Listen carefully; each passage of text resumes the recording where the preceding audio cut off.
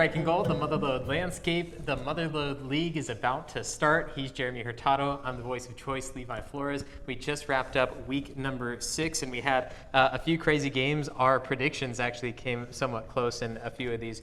But what we're going to get into a little bit later, Mother Lode League games, we're dwindling down the season, and it's going to come down to who can beat who for that final Mother Lode League title with these 5 teams. Fortunately, Bret Hart, we talked about it the original episode, but haven't really talked about him since. No varsity team, only junior varsity. So next year, when they remain in the Mother Lode League, along with Somerville and Calaveras, they will hopefully vie for another MLL title. They haven't had one in a very, very long time. But yeah, with these 5 teams battling it out one last time before they enter their new season. But let's get into week number 6, Stone Ridge Christian at Amador. This was a game that we highly anticipated. We thought, okay, this is going to be a really good game. Stone Ridge Christian coming off their really A-plus grade season, and Amador coming out of 2 really bad seasons, one which they hardly even played, and started making a statement through the Sac Joaquin section.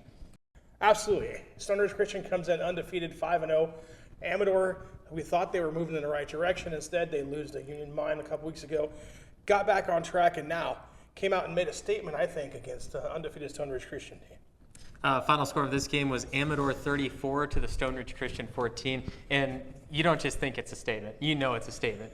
From what Stone Ridge Christian has done last season, we saw them play against Somerville last year in homecoming night, and Somerville was barely able to push past them. Of course, they have changed their game around a little bit. They have new coaches, new things that they're trying.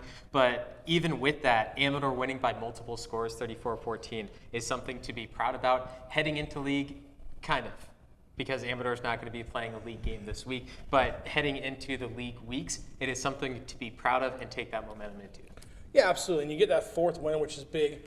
That kind of sets you up well to get a couple more in and get you a nice seed in the playoffs, which will be great for Amador to kick back into the playoffs. Like you said, they didn't finish the season last year. They weren't very successful a couple years before that, so it's good to see them trending in the right direction.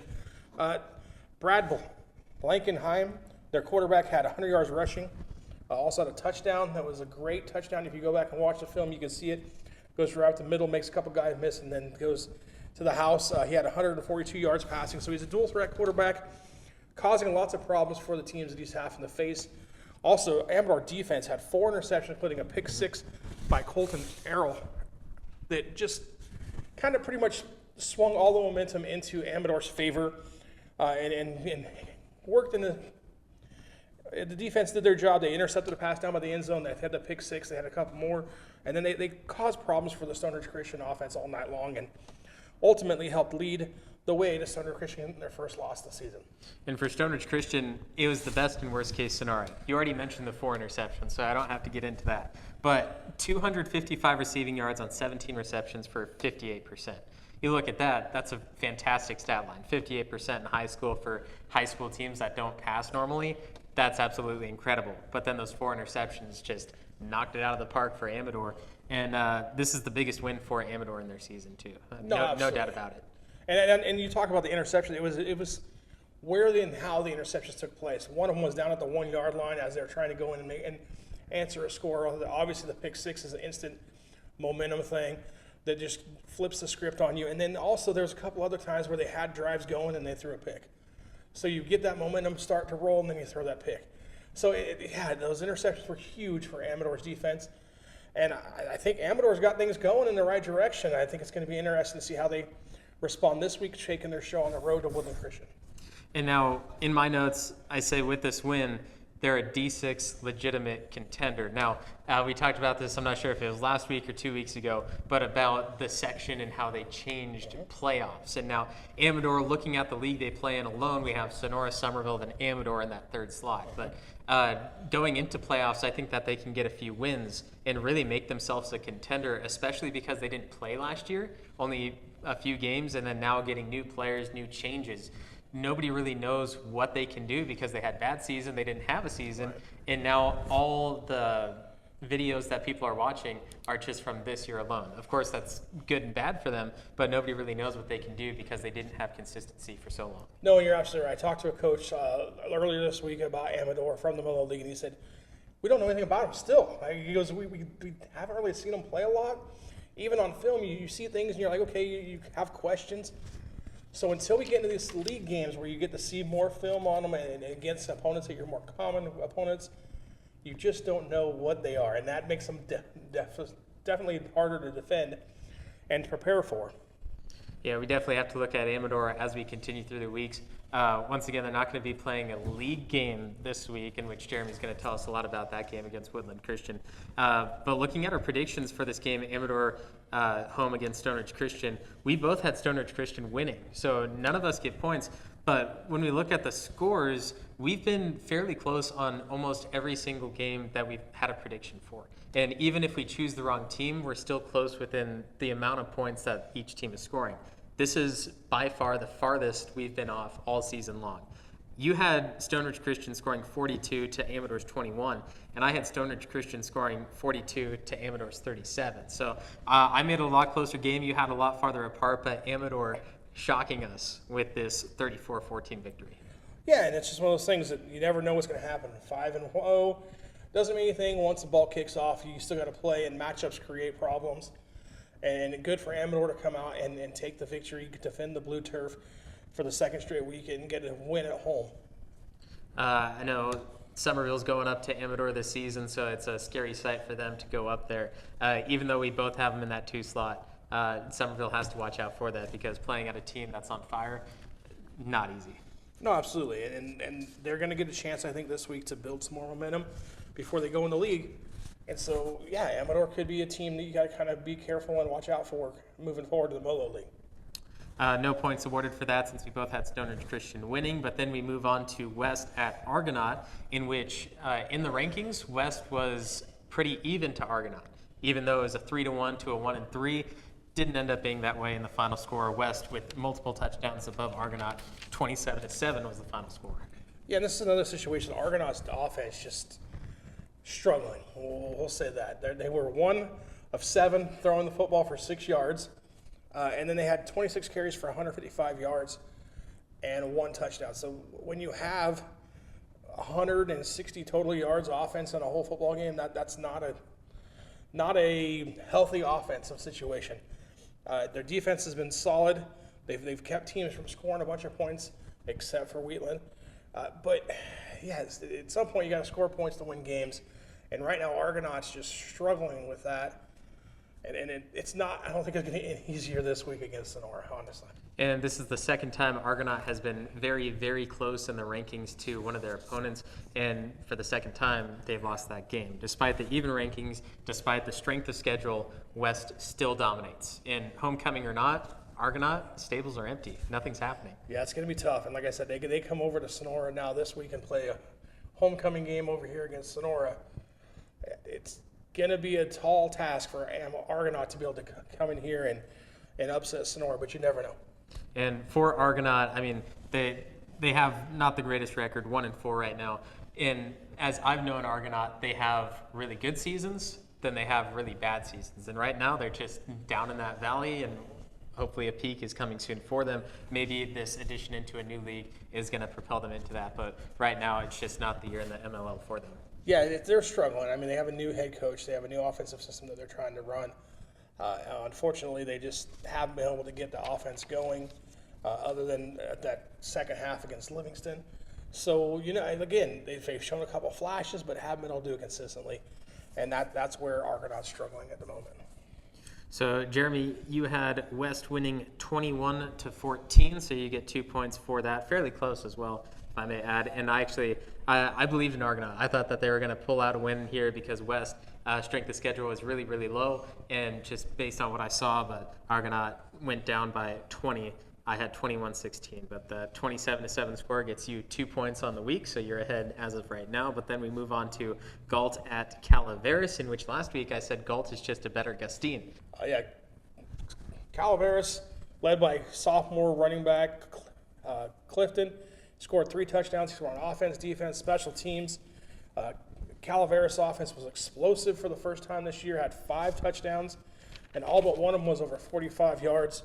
And then Calaveras was able to run the football, and that's what they want to do. That's what they have to build their offense on. They ran the ball for 339 yards against Galt. That is the recipe for success for Calaveras to be successful. So it's one of those things where I think homecoming, getting the win the week before, building upon that, I think things are starting to click over there for the Calaveras, and then they get to come over and start league against Somerville this week, which should be a huge test to see how things are going for the Red Hawks. Calaveras definitely getting back into the swing of things as a football team. You know, they've had their ups and downs as well, just like Argonaut through the season. But having that up now, it's definitely going to be that momentum push. Somerville, they have homecoming, so they have that extra push behind them as well, coming off win against Modesto Christian. We'll get to that next. But the Red Hawks, you know, going into this, you look at the very beginning of the season, Stone Ridge Christian, right? They scored against Stone Ridge Christian. Stone Ridge Christian didn't score a lot against them. So when you look at that, sure, it's the first week of the season. You have goods, you have bads, but both of them did kind of the opposite from what they moved on to that. So we know Calaveras has a lot of potential ahead of them. Defeating Galt is a big win for them, and now moving on into league. You know, Amador could be that one step that they can get. It could be a back and forth. You don't really know, but Calaveras getting that victory, pretty big. No, absolutely. I think it kind of propels them too. Like we talked about, they get to come over and play Somerville this week for homecoming, so we'll put that to the side for now. But they've won 2 games in a row. They've got their offense kind of rolling. Their defense has not been the question mark all year. Their defense has been solid all year.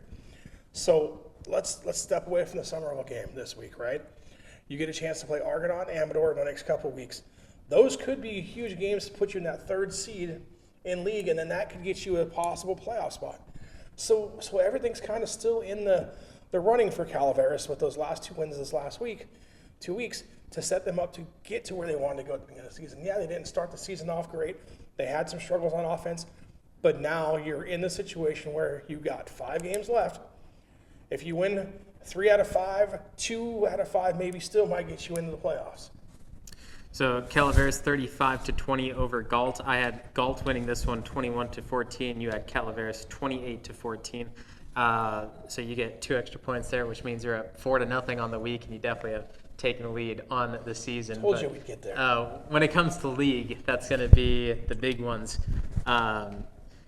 So yeah, 4-0 you right now, but when it comes down to the final game, Somerville at Modesto Christian, we were both there, in which we pretty much expected the same thing, Somerville to blow them out. But Modesto Christian, in that first quarter, put up a fight, and we saw a legitimate effort from the Crusaders. Yeah, first half. I mean, it came down to a catch, no catch in the end zone that I still think was a catch.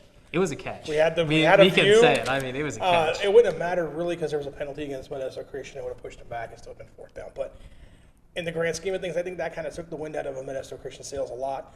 And Somerville, to their credit, came out and did what they had to do in the second half. They scored a couple times, really stretched it out and forced Modesto Christian to be one-dimensional and throw the football around and stopped the big plays from happening and did a good job of getting the victory by the Bears. So their defensive staff did a great job of making some adjustments at halftime, along with the Modesto Christian mistakes that happened in the second half, and got a win that turned out to be pretty easy, even though it was a battle for about the first half of the game.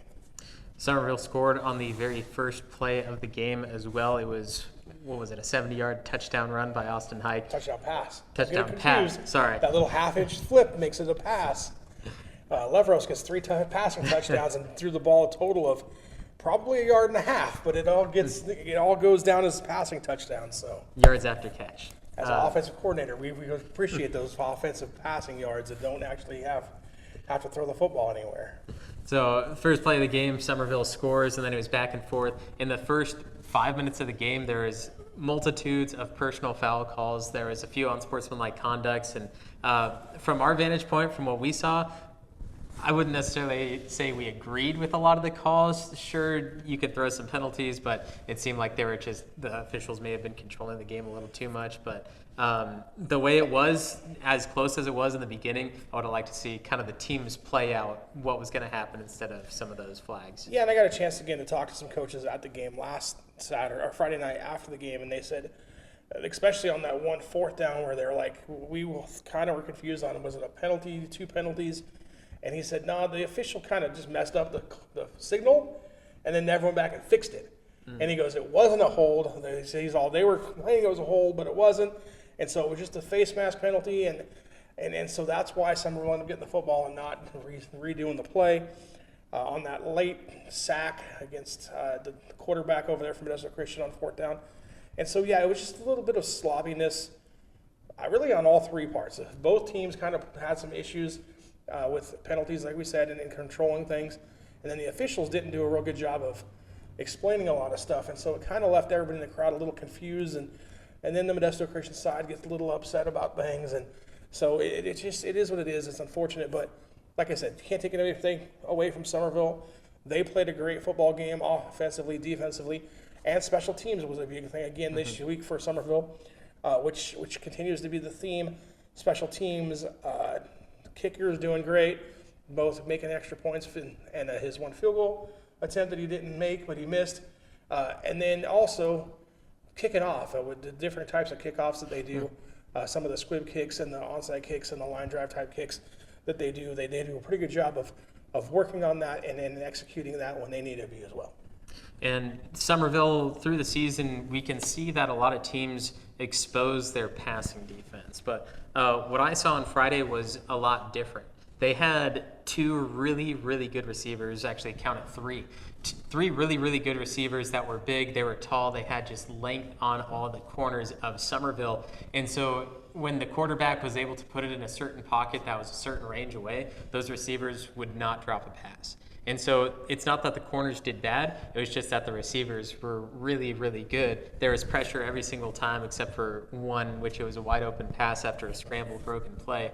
But Somerville's pass defense has certainly improved despite a lot of receiving yards made by MC. No, absolutely, and that's the biggest thing. You see this guys on film, and you're like, okay, we are not going to be able to stop them every time. That's how it works, right? Eventually they're going to get open, they're going to make a play. You got to limit the chances that they have to do that. And I felt that the defense did a really good job, especially in the second half, of, like you said, putting pressure on the quarterback, making him get out of the pocket. They did a good job of using contain. So Rathmel and the other defensive ends would come up and not chase him. They just kind of try and box him and make him step up into the pocket where they had other guys to make plays instead of letting him get outside and make plays with his legs. So a defensive change and switch of idea there. They did a really good job of just basically containing the Modesto Christian offense and not letting them score at all in the second half. Final score of that game was Somerville 49, Modesto Christian 12. We both had Somerville scoring 48, although you had 21 on the Modesto Christian side, in which that complete pass situation could have changed that easily. I had 13, so I was hoping Modesto Christian could have kicked 1 extra point. They didn't necessarily have a kicker to do that, so that was kind of unfortunate. They went for 2 on the other one. And then Somerville, 49 points. Bryson Benitez is probably one of the best high school kickers I've seen in this area ever.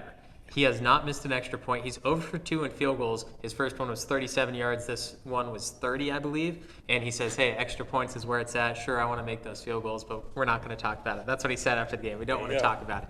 But yeah, that 1 point, I don't know why I look at it every single time, but every week I look down at the stats. I look down at everything and go, okay, Somerville is going to score this amount of points because there's no way a high school kicker can be 100% kicking a ball every single time. And well, sure enough, time and time again, Bigfoot Bryson Benitez proves me wrong time and time and time again. So right here, I had this close to scoring extra points, but Bryson Benitez had to do just so much better than what I expected. And he is one of the best kickers, but for some reason, there's always a little thought in my head that says, no, he's going to miss one. Eventually, right? It's just the law of averages. At some point, he's going to miss. Yeah. But no, that's what I talked about. Special teams-wise, he's been a huge weapon for them, not only on the extra points. Okay, he's missed a couple field goals. Okay, he's a sophomore, give him that, right? Okay, but he's done a great job on the kickoffs, like I talked about, different types of kickoffs, onside kicks, squib kicks, the little pooch kicks that he does. So I think that's been a real overlooked thing. For a lot of people don't look at it, but it's as like special teams and a coach, that's something you cannot overlook, and it becomes a big factor in helping your defense out and getting the ball back for you on offense. Definitely. And during the game, you mentioned he hasn't missed yet. And we all know about the broadcaster's jinx, but it doesn't matter. The man doesn't miss. Boomin' Bigfoot Bryson Benitez doesn't care about broadcaster's jinx. And so I just expect him to go 100% from now on in the season. There you go. We'll see how it plays out for him. All right. Well, it's time again to thank our sponsor, Meeting Rooms On Demand. Thanks to meetingroomsondemand.com. If you'd like to rent the Sonora Conference Center, 4 unique rooms in downtown Sonora, you can do that at meetingroomsondemand.com. Also, all the other locations that they have available to you: Las Vegas, Henderson, another Las Vegas, Phoenix, Arizona, Fresno, Bay Area, somewhere as well. Meetingroomsondemand.com is the website you can go to with rates hourly or daily. Meetingroomsondemand.com. And now, coming up for Mother Lode League play, it is time, and it is starting with a non-league game. Amador Woodland Christian is where we're going to start this week. Non-league game just because Bret Hart does not have their varsity team, so Amador has to pick up another one, which they did against Woodland Christian. Yeah, this is on Saturday evening down in the Woodlands. So, might be a chance to go down if you live in the area. Go down, and take a look at the game. It should be a pretty good game between 4-1 Amador and 5-0 Woodland Christian. Woodland Christian, you look at their 5-0 record and you go, okay, hey, that's pretty good. But then you kind of look at who they played, and yeah, maybe not. Their biggest win that I feel is against Pioneer last week, which is a huge win for them, 25-14. But the rest of the schedule is kind of. So we'll see how that plays out. I think Woodland Christian, being the D7 team, yes, they're like the number 1 ranked D7 team right now, according to the new polls. But I think Amador, 4-1, has things rolling. I think Amador goes down there and shocks Woodland Christian. And I have a high score with Amador winning 48-12. I got 42-14. Okay, so another close one there. It's going to come down to just one of those last few things. But I just think Amador, on the roll that they've been on, they can't be stopped. And just looking at things that they've done to other teams, like Stone Ridge Christian, you just have to give it to them. No, absolutely. And Stone Ridge was the number 1 team in the D7. They beat them last week. I think the Woodland Christian comes in. Woodland Christian runs a unique offense, similar to the Argonaut style of the past. But I think Amador has too many weapons and throws the ball around a lot that's going to cause some problems against Woodland Christian. All right, and that game is going to be played Saturday night, not on Friday, and that's going to be at Woodland Christian. Yep. Now moving on to our very first league game. This is going to be broadcast live on NorCal Sports TV. You can join Mario Ramos and Jeremy Hurtado for that game. It's going to be at the beautiful Dunleavy Field on the cement bleachers. Beautiful view, nice field turf, shiny, bright lights coming down on the field, and it's the MLL back in action. Sonora Wildcats going to dominate 56-0. Wow, okay. Coming straight at it. It's Sonora homecoming. Like I said, Argonaut struggles on offense. There's not a lot to say here. Sonora had a week off. I have it 49-7. 49-7, so Argonaut's going to get in the end zone. Yeah, I think Argonaut gets one somehow, some way, but I think in the end, Sonora is just too much for them. They spread the ball around to multiple different guys. I think 8 different guys have scored this year, and I don't see that being any different on Friday night. A few years ago, Sonora played at Argonaut and won somewhat of a score of 68-0, 70-0, of some sort like that. And I think Sonora, when it comes to the MLL, they want to show one last time that, hey, this is our league. We own you, and we're going to move on back into the upper ranks. So they're going to try their best every single week from this point on to say, you're not going to score on us. We own you. We're going to shut out our final season. We're going to put up a banner in our basketball court, which is going to be there, and we'll never play you again. So I think it could be a higher score, but Sonora's going to shut them out. Yeah, absolutely. I think that's going to be a one-way thing, and I think Sonora could pretty much score as much as they want. But I think 49 is going to be where it cuts off. I know them. They're going to get some guys in depth at the end of the game, and so 49-7 Argonaut. Argonaut hopefully can come out here and keep up competitive for a little bit, but I just don't see it happening for the whole game. And now moving on to our final game of the week, Calaveras coming to Somerville at Thorstead Field. Calaveras coming off a win Somerville also coming off a win, but Somerville, it's homecoming for them as well. And so Somerville, the last few years since I've been out of high school, has done really well on homecoming, including last year, win against Stone Ridge Christian. This one, it's not going to be as close of a game, but I think Calaveras, they are going to score in league, and it's going to be against Somerville their first week. Yeah, the thing with homecoming is it's kind of a double-edged sword. You get excitement, you get all this, but you also lose some focus sometimes at practice. And so that's, as a coach, you got to kind of deal with that. You got rallies going on. You got night football games a couple days ago. You got all this stuff. You got dance stuff going on Saturday. You got the extended halftime with the fireworks at Somerville, and then the crowning of the king and queen and all that. So it kind of just takes you out of your normal rhythm as a coach. But I don't think it matters this week, really. Okay, I think Calaveras is going to come in. Their defense is going to be solid.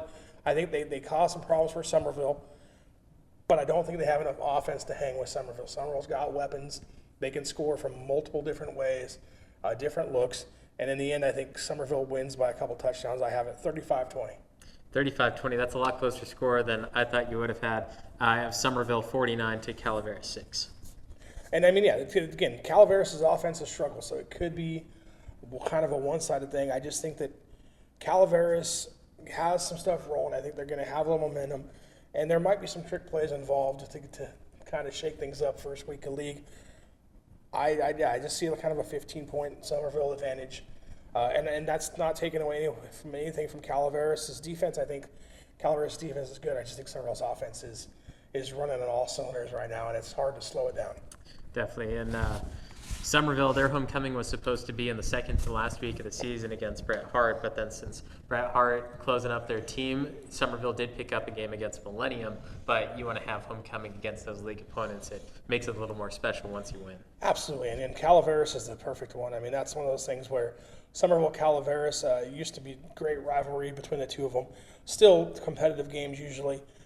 Putting the homecoming tag on this game, I think, is probably the move that they had to make to kind of set things up where the school gets the best scenario out of it as well. So look forward to 2 homecomings this week in the county. You kind of love it. You know, I mean, Somerville, Sonora both doing the homecoming stuff. So you get to go out and you get to go to Somerville. I get to go to Sonora. We get to compare notes next week about it. It's going to be great.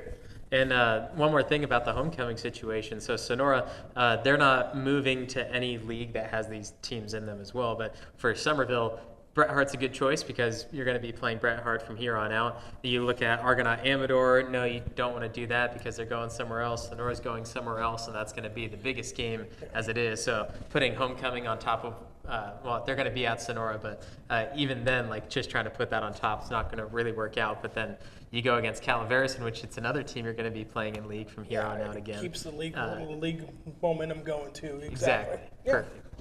Yeah, so 49-6 is what I have for Calaveras. 56-0. Sonora will defeat Argonaut. 48-12. Amador will get the edge on Woodland Christian. Looking at the rankings this week, I think I might have a little bit of changes coming up. All right, what you got for us? I mean, I still got Sonora at the top. Okay, we got that. Somerville at the 2. Amador 3, but I'm going to go flip Calaveras back up to number 4, and Amador right down to 5. And I think Calaveras... Argonaut to 5. Yeah, Argonaut rather, to 5, sorry. And I think Calaveras has a chance between them and Amador to kind of battle it out for that 3rd spot. I think Amador, they're really good. They've shown their worth in this MLL. Like, you know, it could be a 3-way tie for first place. Like, there could be one game that just shocks everything, or maybe Amador beats Sonora but then loses to Calaveras. I mean, there's so many things that can possibly happen, and Amador is just that one line that says what is going to happen in this league. We kind of have everything else said of, okay, these are going to be the top 2, these are going to be the bottom 2, but Amador is a line that it's like a heartbeat. It keeps going up, and then it goes down, it goes up, and it goes down, and league is where you show exactly what you are. Yeah, absolutely. And that's where I think it's almost good for Amador to have the week off, kind of let things settle down in the league before you start with the league next week. So stay tuned. You never know what's going to happen in the middle of the league. And what we do know is something's going to happen that we don't expect. Yeah, it happens every year. Yep. So what is it going to be, though? And that's the question I'm eager to find out. Hopefully you are too. And well, as we head into week 7 and the Mother Lode League play, Amador at Woodland Christian Saturday night, and on Friday night you could either join Jeremy and Mario at Dunleavy Field or on NorCal Sports TV. You can join me and Danny Scott at Somerville Thorstead Field as Calaveras will be taking on 2 homecomings as well. So pick your poison. Downtown Sonora is going to be packed, and Tuolumne may get a little wild as well, but hopefully stay packed home houses. and watch them both on the computer and the iPad. See, then you don't have to worry about it. There you go. We have a few fans that actually do that. I get tagged in posts all the time. But until next week, hopefully you have a great week. Watch some football. Jeremy, any last thoughts? No, like I said, homecoming week, exciting. The league starts. Can't wait to see what happens on Friday night. All right. For Jeremy Hurtado and myself, Levi Flores, we'll see you next week. First Strike.